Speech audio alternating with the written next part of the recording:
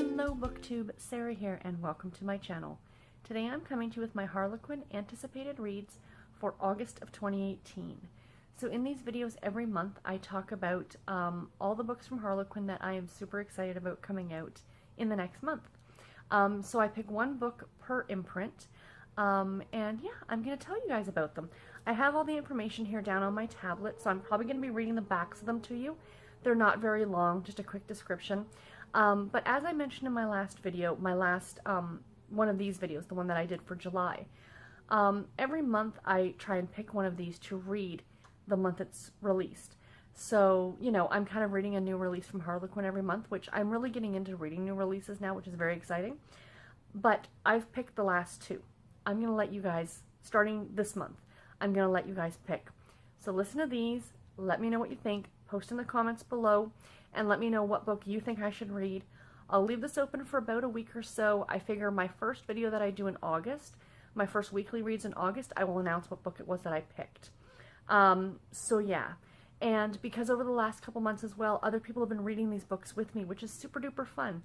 So not only think of ones that, you know, would you want to read this with me, essentially, and kind of do a buddy read in the month of August. And if you're not comfortable posting for whatever reason, if you notice somebody else has mentioned a book, just give it a thumbs up on that comment, and I will count that as, you know, if it's got like 2 thumbs up plus the comment, I'll count it as 3 votes.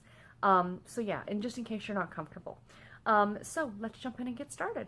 We're going to start off with Harlequin Desire. I'm no longer going to be talking about the Harlequin Dare, not because I don't think they're any good. They are enjoyable. They're just not my favorite. And, you know, I am still reading them. I own some of them. I've been buying them. But I just don't think they appeal to everybody. So that's kind of the reason why I'm not going to be talking about them as much. If you guys want me to mention them again, please let me know and I will start mentioning them again. So the first book, like I said, Harlequin Desire. The book I picked is Lone Star Secrets by Schield. Texas Cattlemen's Club, The Imposter, book number 8. And also, FYI, I'm going to talk about this more when I do my TBR for August. I've come to terms now with reading books out of order. I figured out a way to keep track, which was my biggest issue, was keeping track of which books I've read in which series. I figured out a way to do this again. I'm going to talk about it more in my TBR for August. But don't feel like, you know, if you pick this book, I am going to have to go back and read book number 1. I'm not. I've come to terms with reading books out of order. Life is too short. So, let me talk about this one. His identity, his life, was stolen by a devious thief. Now Will Sanders is taking back what's rightfully his, starting with Megan Sanders. Duped into a marriage by Will's double, she understandably has mixed feelings about staying with the real Will. But all the Lone Star billionaire wants is Megan in his bed.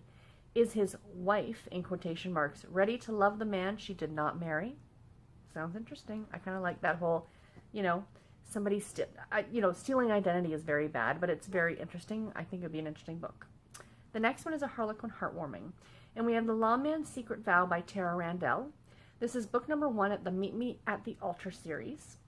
When an undercover assignment pairs laid-back Florida detectives Dante Matthews with by-the-book cop Eloise Archer, he knows it won't be easy, and not just because they're competing for the same promotion. Now they're living together under the same roof, and it's getting harder to ignore his deepening feelings for his wife. Again, in quotation marks. Can he convince Eloise to partner up for life? So it sounds interesting. It looks cute. I'm assuming it takes place in Florida. Sounds like a fun little romance. Next up, Harlequin Historical. You guys know I love the historicals. Awakened by the Prince's Passion by Bronwyn Scott. Book number 3 in the Russian Royals of Kuban series. Crown Princess Dasha is plucked from the flames of rebellion and sent to London with no memory of the past. Everyone says she's heiress to the throne. She thrusts Russian Pivar, or she trusts, not thrusts. Wow, that could have gone a completely different direction. She trusts Russian Pisvar, I think that's how you pronounce the name, on first sight. He becomes her protector, her confidant, even her lover. But can he claim her forever when she is awakened to the truth of her identity? Sounds good. Harlequin Intrigue. This one sounds so good, I have to admit, guys. Avalanche of Trouble by Cindi Myers. Book number 2 in an Eagle Mountain Murder Mystery series. I'm pretty sure I had book number 1 on a list either in June or July. Murder doesn't belong in the peaceful town of Eagle Mountain, Colorado. Yet Deputy Gage Walker has a brutal double murder on his hands and a missing deaf child. Gage's only hope to find the little girl is her aunt, Maya Renfro, but nothing has prepared Gage for the intense chemistry between them, or just what happens when love gets mixed up with murder. Sounds so good. A Harlequin Romance is next. Swept into the Tycoon's world by Cara Colter. The last 6 years, Bree Evans' personal life has been such a disaster that she's determined to stick with what she's good at, her blossoming cookie business. But when her gorgeous teenage crush, Brand Wallace, now a sleek internet tycoon, crosses her path again and sweeps her into his world, Bree's forced to ask herself, what really is life without love? And that is a very good question, people. Harlequin Romantic Suspense. Reunion Under Fire by Geri Krotow. Book number 6 in the Silver Valley PD series. When police psychologist Annie Farino stumbles across a case of abuse in her hometown, she takes the assignment. In the process, she is reunited with her childhood friend Josh Avery, who is all grown up and a lethally handsome detective, as they all should be. But as Josh and Annie hunt down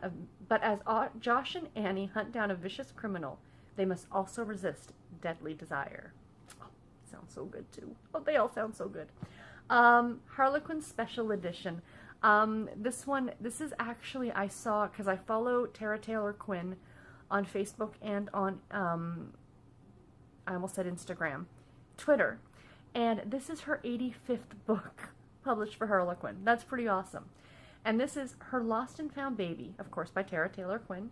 Book number 1 in the Daycare Chronicles. I'll be honest, guys, sometimes I do tend to steer away from the books with children in them, just because it's not something I can readily identify with, you know. But this one sounded really good. Tabitha Jones will find her kidnapped toddler, even if it means searching every daycare in Southern California. So when her hunky, wealthy neighbor, Johnny Burbaker, offers a deal, Tabitha sets it as an ideal way to expand her search. In exchange for working his food truck, how fun is that? Johnny agrees to pose as Tabitha's husband. A lot of fake marriages this month. It's the perfect relationship until Johnny realizes posing as a family man isn't enough anymore. Sounds adorable. Love the cover. Oh, that one's going to be really good. The next one is Love Inspired. This is A Father for Bella by Jill Weatherholt. When single mom Faith Brennan discovers the Virginia inn she grew up is for sale, she's determined to make a bid, even if that means going head-to-head with handsome real estate broker Joshua Carlson. But competing with Joshua would be a lot easier if Faith's young daughter wasn't growing so attached to him, and if Faith could stop picturing running the inn with Joshua by her side. Sounds adorable. Love the cover. That one would be really good. And the last one is a love-inspired suspense. And I just wanted to mention before I talk about this book, when I post these videos, the lovely Steve Donahue, he tends to comment on these. And I know last month he commented that I picked all the books because of the covers. And I do tend to really look at the covers. Let's all be honest. We're all cover snobs. It's the way it is. A pretty cover will draw us in. The story will make us stay, right? But this one, when I saw it and I saw the cover, because I thought it was really cute, I thought, this is a cover for Steve. I present to you Rescue Operation by Leona Worth. Look at that adorable dog on that cover. This is the Military Canine Unit book number 5. A little boy is missing, and it's up to search and rescue canine handler Ava Espirito and her dog to find him before the Red Rose Killer does. FBI Special Agent Oliver Davidson is hot on the trail of the escaped convict and joins forces with Ava. But when the killer turns his crosshairs on them, Oliver must protect them all before time runs out. So that one looks really good. So anyway, guys, that is it for this video. Those are all the books. Please, again, let me know in the comments below what book I should pick this month, or what book are you interested in buddy reading.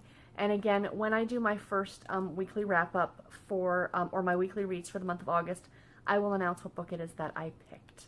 So yes, until my next video, guys, take care and happy reading. Thank you all so much for watching. Bye, guys.